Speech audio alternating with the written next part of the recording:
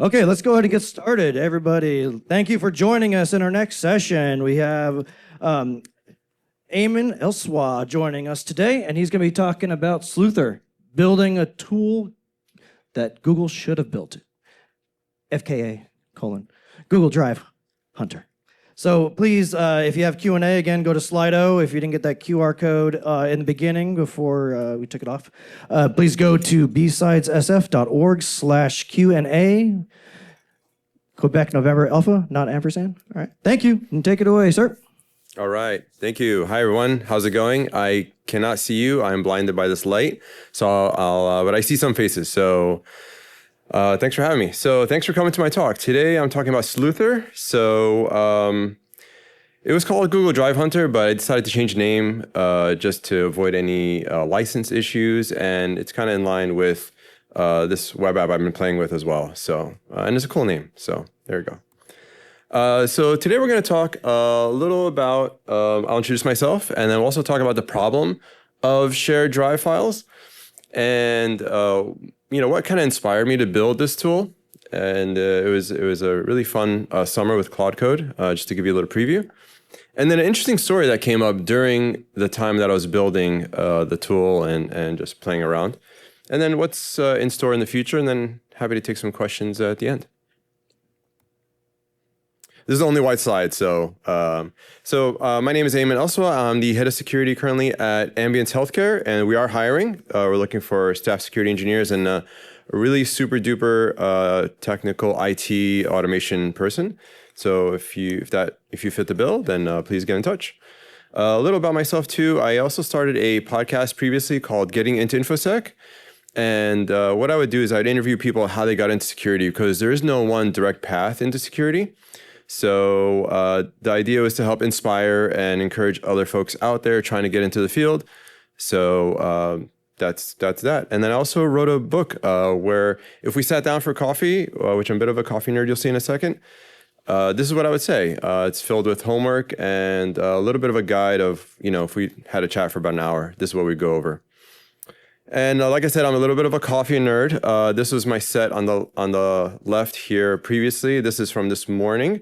So it's it's getting a little out of control. I've stopped the bar at roasting. I have not started roasting yet. But if you ever want to have a conversation about single origin or Gujis or even a geisha, I'm definitely happy to have that conversation. I also have a Substack where I talk about security leadership. And I go over some guides. I have some essays, rants, whatever you may call it. And, it's over 120 articles on there. Feel free to check that out. And you can find me at Coffee with Ayman everywhere. And that's a little Turkish coffee I had this morning. Just a little note, I might be over caffeinated and lack of sleep. So forgive me if I'm all over the place today. And this is a musical. I was going to sing, but I decided not to, just to spare you from anything. BSidesSF, BSidesSF has a really warm place in my heart. Over the years, I've been coming here for so long, made some really good friends over the years.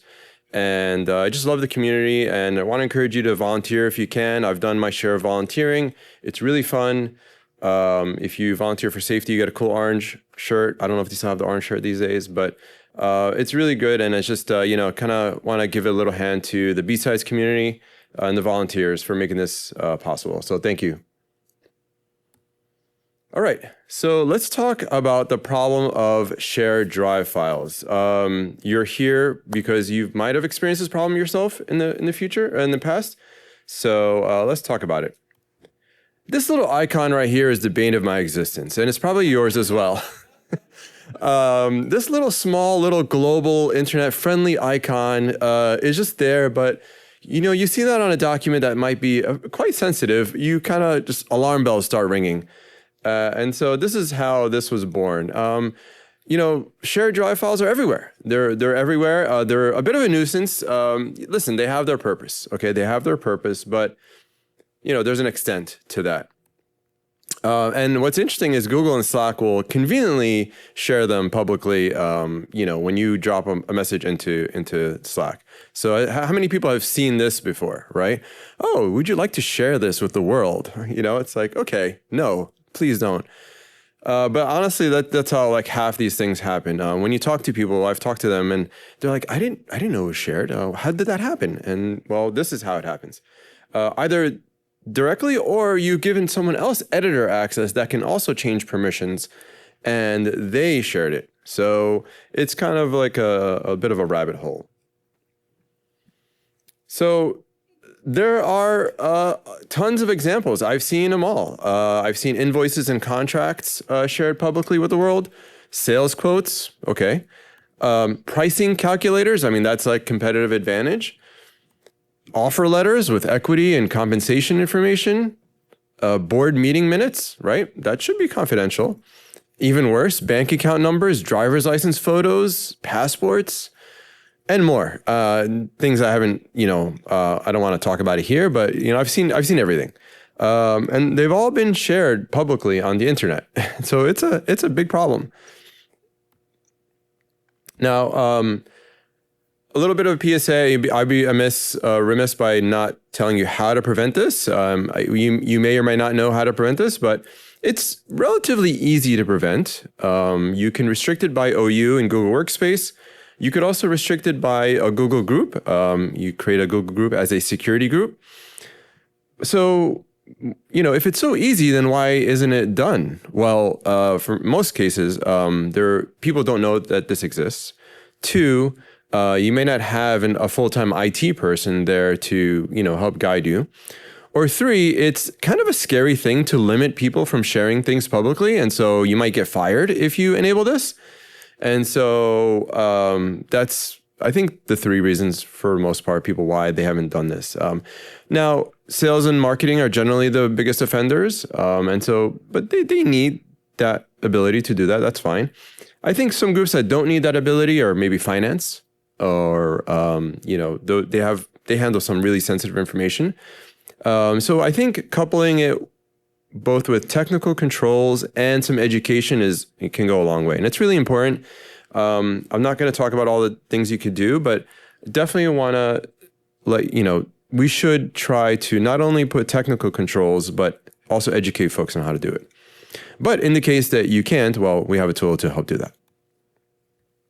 So how did this journey start, right? So we were kind of thinking, we're like, okay, we want to, we found a publicly shared file. We're like, oh, how many others are out there that meet this criteria? And so we're like, okay, let's find all the publicly shared files in our Google Workspace. And so I started off in Google Admin. But if you've ever spent time in Google Admin, it's, how do I say it? Ugly. It's just not, really friendly. So yeah, I see a lot of people nodding their heads. So it's just not friendly. God bless their hearts. They try to do their best. But it doesn't fit the bill. So yes, so anyway, this is what it looks like, right? You try to run a search, you try to look for files, you get this, you get the resource ID, that's a unique ID of the document, but what are you going to do with that? There's no like clickable link that you could open to see the information in the file. So that's that. And we all know that in Google Workspace, the real power is behind the API. Many of you have used GAM before. GAM is great. And now they just released Google Workspace CLI, which is like finally, I don't know how many years later. So that's a thing now. But still, this was, was trying to solve this problem, and Google Workspace was not cutting it. Again, this is how it would look like. It's just not really super clean. Yes, you can export to Sheets, but then what do you do with this information? Am I literally going to copy and paste the document ID so that I could, find out what the file is? No, thank you. I'm not going to do that. So last summer, I caught the vibe coding bug, and I'm looking for something to build. And so here we go. I'm like, oh, let's build something. And so, I was like, okay, there has to be a better way. So let's put the requirements together. What do we want to do? We want something that's simple. We want something that's powerful, something like GAM, but gives me visibility into types of files, easy to run, like some command line tool that I could just run and automate. And obviously it gives me the information I need, right? So I could discern and figure out, hey, do I need to pull this off the internet or not? So let's talk about the journey of building this tool. So, the pains of OAuth. So there is several APIs you have to enable in Google Workspace to get this to work. But as I was having conversations with Claude to build this, it wanted all permissions. I'm like, no, don't do that. Let's try to do something least privilege. And so, I had to take a look at the OAuth scopes that are out there and how do we reduce the scopes to, only what we need to do. And then I'm like, okay, well, do I want to actually revoke permissions? And, do I trust a vibe coding tool to do this? And it was kind of scary. So, you have to do some manual review and make sure you're not, destroying all your Google Drive workspace files. And how do you back up all your workspace files? That's not really a thing. Yes, you can do that, but I didn't do that for my workspace. So, so it was interesting. So, how do we do this in a safe way? So, I ran into these, like, okay, let's go over what we need. We need to go through all users in the directory. So we need admin directory user and read only. We need drive read details, right? So that'll pull the metadata of a file to let you know if it's shared or not. I want to create a drive for creating the Sheets report. So yeah, that's good. The most risky one is like drive. It's just like drive means like full drive access to all files in your workspace. That is a really, really, really risky thing to ask for, but unnecessary evil that you have to do to remove permissions. And then the Sheets API to create and edit sheets. So I ran into quite a few challenges building this tool. Like the fact that you have to enable an API in a project was not super clear to me when I was doing it. So I spent a lot of time kind of troubleshooting and dealing with errors. But once I figured it out, I'm like, okay, I don't want anyone else to go through this problem again. And, I don't want to tell them RTFM and whatever it may be. So let's add some error corrections in there and kind of make it so that it's easy to use. Again, what's the North Star here? We want to make it easy to use and doable, right? So I added some error correction. When you run the tool the first time, it's going to give you an error that's intended, and it's going to give you a link to hop straight into your project and enable 3 APIs. Once you do that, everything's going to be nice and clear. So so I just wanted to build that, make it kind of really user-friendly. Yeah, again, what else we want to make it? We want to audit all users. So we want to go over all users in the workspace. I did add a dry run mode for lockdown because, hey, what's actually going to happen? I think I need to do some updates. We'll talk about like some future updates, but I want to tune lockdown a little more. You could do it by like how many days a file has been out there. And that's actually a good thing to consider. Like how many files are out there that have been out there for more than 6 months that you really need, that people are still using? Not many, from what I've noticed. So sometimes it's safe to just say, hey, any file over 90 days, just blow it away, right? So that's kind of like what I found in my research. And then even when people leave at a startup, a lot of people come and go. So sometimes the file is not owned by anybody anymore. In the sheet, I want to have a tab for each user so that I could go by user and see what files are there. And obviously, I want a direct link to files. So I want to be able to see the file and see what the issue is. A little more on a security person actually being able to access this file. It's kind of like an interesting conundrum. Like you're trying to find publicly shared files and they're available on the internet, but like you really don't want to be seeing all these files, right? Like, should I be seeing this file? So it's interesting. And that's where AI kind of came in later to help with that. All right, so let's hop into the demo. And we're in a theater, so I decided to put theater music.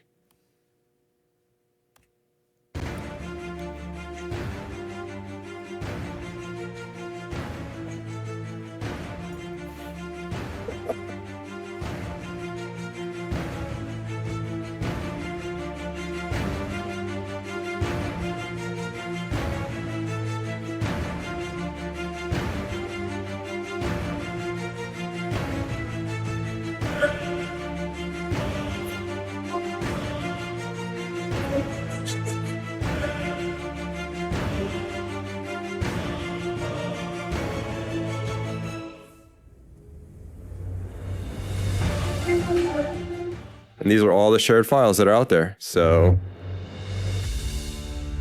this was a fake presentation that just AI generated as a placeholder. And that's it.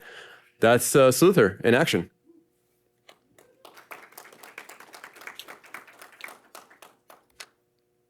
All right. So I did a lot of talking, but there's some more. So as I was building a web app version of this. And I was going through a bunch of different iterations and, bugs. It'd find files shared with me or files maybe I didn't own or, then shared drive files. By the way, I had a Jiffy created of Data eating popcorn in a theater like this, but I couldn't get it in here in time. So I'll put that in the public version. So when I was running a search, I saw this and I was like, what is this? What is this file? Letter to academic institution. And you see on the left there is the owner. And it was not me. It was not me as the owner. I'm like, what is this file that was created in September? I have no idea what this file was. And I opened the file, and inside the file, let's see here.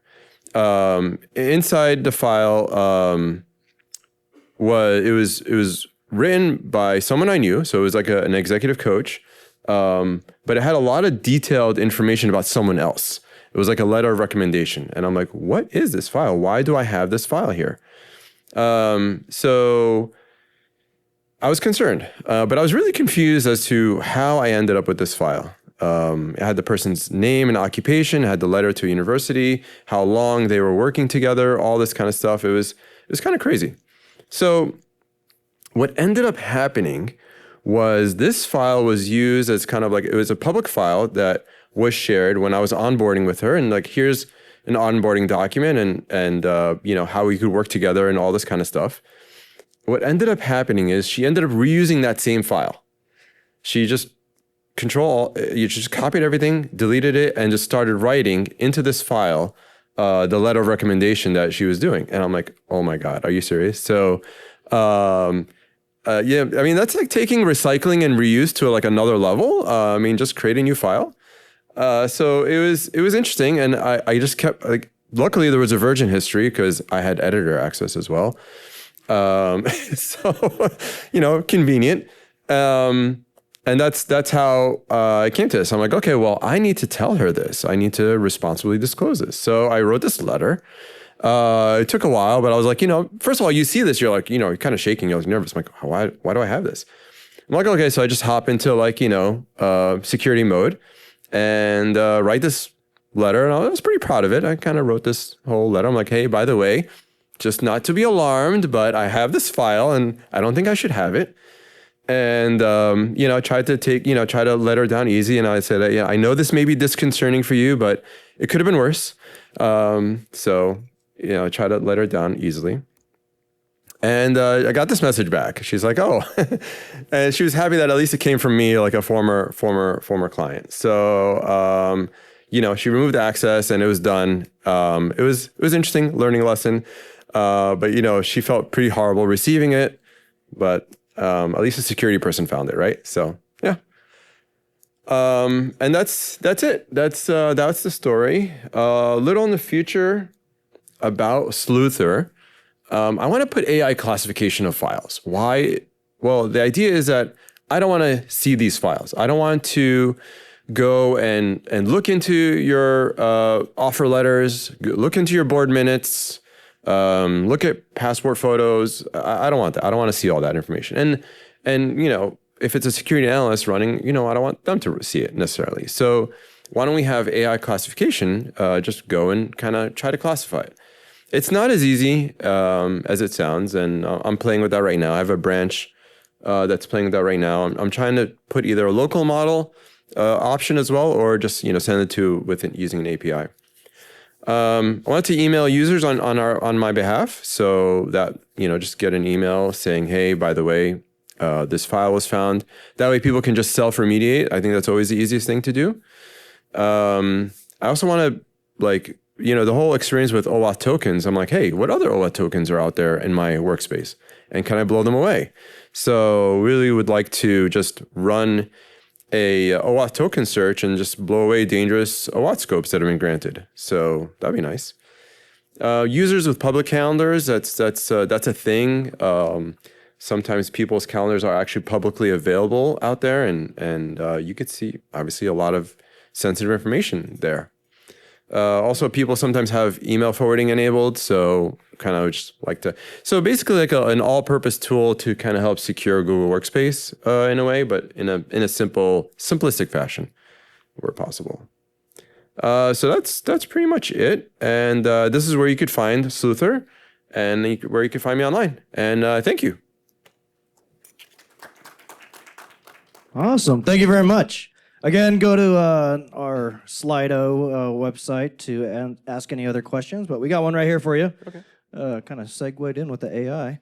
So how does Gemini's integration with Drive influence the security controls we deploy, for example? Domain-wide sharing opens risks of sensitive data exfiltration via Gemini. So I don't know if you mean like Gemini actually sharing or Gemini finding the files. Can you read the question again? Yeah, how does Gemini's integration with Drive influence security controls we deploy? That's a good question. Well, Gemini is not included with all Google Workspace accounts. So, but if I could have Gemini find the files, that could be good. But I'm not sure if Gemini has that capability at the super admin level. I think it's only more for your own files. So I wouldn't know how to answer that question, but come see me afterwards and we could have a discussion. All right, we got another.